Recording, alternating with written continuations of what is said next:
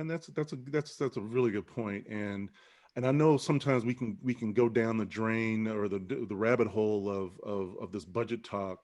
And one thing that I guess I want to ask you to, because this is something I've been thinking about, is in lieu of these cuts or in lieu of this budget stuff, what can we do as board members to help with the budget, right? So for a lot of people who don't know, our tuition is $46 a unit, right? And that's capped by the Sacramento, state of California. And so it's not like we can raise our fees for taking the class at El Camino. But at the same time, what we want to do is, again, have, in my opinion, have good community partners. We have a really good aerospace fastener training, right? And we can train these machinists to go straight into the aerospace field where I work. And there's companies that will pay to have targeted training for a lot of our students and a lot of the people out of the community. That's just one idea. I don't know if you guys have thought about other ideas, but I started to think about it because I have a pretty good relationship actually with the faculty and staff at El Camino, and too many times we can't blame them for our enrollment issues, right? We have to make sure that we're doing as an institution, we have to go out and recruit and be intrusive in our community and make sure that we hold up the flags of what we're doing on campus and our buildings. But I think we have to have some new ideas as far as what kind of programs to offer, because I think we're in a new day. I mean, we just started offering cyber training with Amazon Web Services. That's huge, right? In order for us to be able to do that, there's not really any other community colleges that are doing that, and the people who are doing it, it's really, really expensive. $10,000 a class is what I was sending my employees to for their training that we can do at El Camino for a couple $100. You guys have any thoughts about any of that stuff? Yeah, that all sounds fantastic. I know that I was talking to someone about Sprock, and I know they have a lot of vocational issues and financial. So I don't know if we could work on something collaborative with the kids that are going to Costa Redondo that feed into Sprock to see if we could either collaborate or help them with that with vocational trades. Um, I can speak for myself. My cousin, he's attending college currently, but he was a beneficiary of the El Camino Language Academy. So he did Hmm, that for a year and okay. went back to Panama. That was not 46 dollars a unit. I'll tell you, it was a couple $1,000s, and Wow. he's currently paying out of state tuition, which is close to 5,000 a semester.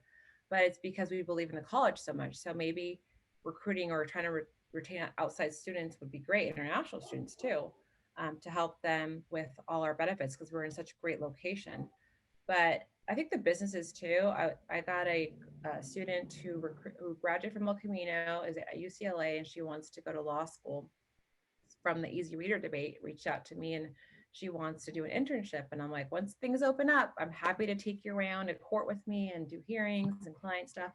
And I know a lot of people in the community too, so maybe we could do like paid internships with other law firms or kind of help students that way too, supplement their income for college. But I think the key of it is to do the full-time enrollment recruitment for students in like our high schools, right? And help them. I used to speak to students that were thinking about coming out Camino and be like, hey, this is my experience. This is why you would benefit. If I could do it, you could do it, kind of thing. Maybe do more of those activities just to encourage the students to come on campus. And while they're there, we have to work on making sure they have the services like EOPNS and CARES to support them. Yeah, I think those are all great ideas. I mean, I came to El Camino before college age, so I think that's always a great opportunity to have our local students be able to supplement their education with actual college tuition.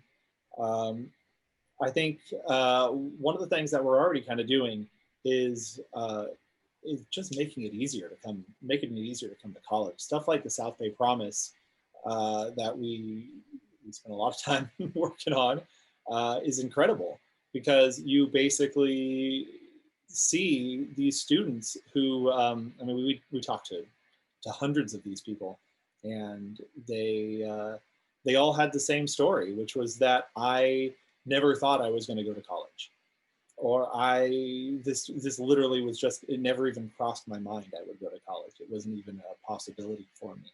And then somebody at my high school told me about this, and now all of a sudden I can. Or I always wanted to go to high school, but then my dad got sick, and then this happened and this happened. So making it so that these students can come is important for us to be able to increase our numbers, because our student body is so diverse. We have people from vastly different socioeconomic backgrounds, and whatever we can do to get people to college, through college, is important. Because that's another thing that we did through the South Bay Promise, is it's not just all about the money. It's about ensuring their success by making sure that they have all of the support that they need going through college. Because when you take a first generation college student, they don't know the process, and we can't expect them to know the process. So, and if we're not going to let them fail, and that should not be an option, we need to make sure that we have as much support for them as possible. And then another one, just because I've worn my foundation hat for so long, I think outside money is always great. One of the things we did, and I'm sure you guys will remember this, is we had the first ever endowed chair at a community college, at El Camino College. We got that done. And that was an exciting thing. I mean, it's great. We basically took an entire person off the payroll, funded by private money. And that's, I mean, you see it a lot at universities. The university level, you see tons of this. Kind of a brand new idea for community colleges, but I think it's a great opportunity for us to further those sort of programs. I'm actually excited when I think about the different things that we are having the opportunities to do. Now I'd love to get out of the Zoom and the distance learning mode as quick as possible, as safe as possible. Teaching it, I'm telling you, it's not fun. Although I think my kids are more attuned to it, but it's just very hard for me, teaching old dogs new tricks. But I'm really excited about, you guys have great ideas. You guys have, different perspectives. I'm very excited to move El Camino to the future with you guys, frankly. Not to sound too mushy, but I mean, because that's the kind of foresight and the thought process we're going to need. It's not going to be easy. I mean, we got to get through Tuesday, obviously, and then we got to get through the budget stuff, and then we got to get through, finding the new CEO, getting them settled, and then enrollment, and then when to open up the school. And then re-election again. Yeah. Yeah. Thanks for reminding me. But yeah. And so anyway, I just wanted to say that to you guys while I had you. This is almost like the calm before the storm, that we can kind of just sit down and speak. And anything else that's on your mind? I mean, I do too much talking.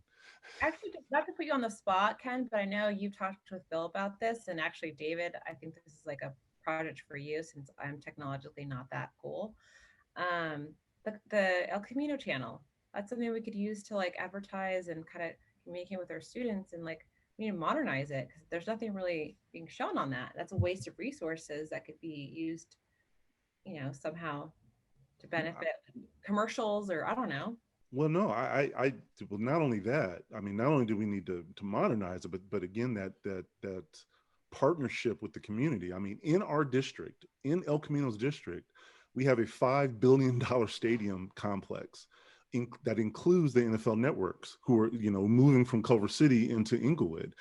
Why can't we have that partnership with them? Why can't we go to the NFL and say, hey, you know what, your local community college has a television broadcast studio. We need help with that, right? Because guess what? I don't have too much money because of the whole COVID, but how about getting some training for not just people in front of the camera, but for behind the camera? To me, it's a no-brainer. It will help them, and it will definitely help our students. And so, why can't we do that? And so I've already made overtures to them, and but that's something that I think we should be able to do rather quickly, right? And we don't have to worry about the academic senate. It's not in the program, so we have the stuff right there, and so there's not a bunch of hurdles except for getting the right people who care. So I appreciate you bringing that up. Yeah, that's good. I think one of the things that's kind of been a little frustrating for me during the campaigning is that so many people care about El Camino, because when you can throw a rock and hit somebody that went to El Camino in the area. I mean, there's basically everybody here either went or knows somebody or is related to somebody that went to El Camino. But so few people actually have any sense of the goings-ons of the college since they have left. I think this campaign is probably the most they've heard El Camino spoken in quite a while.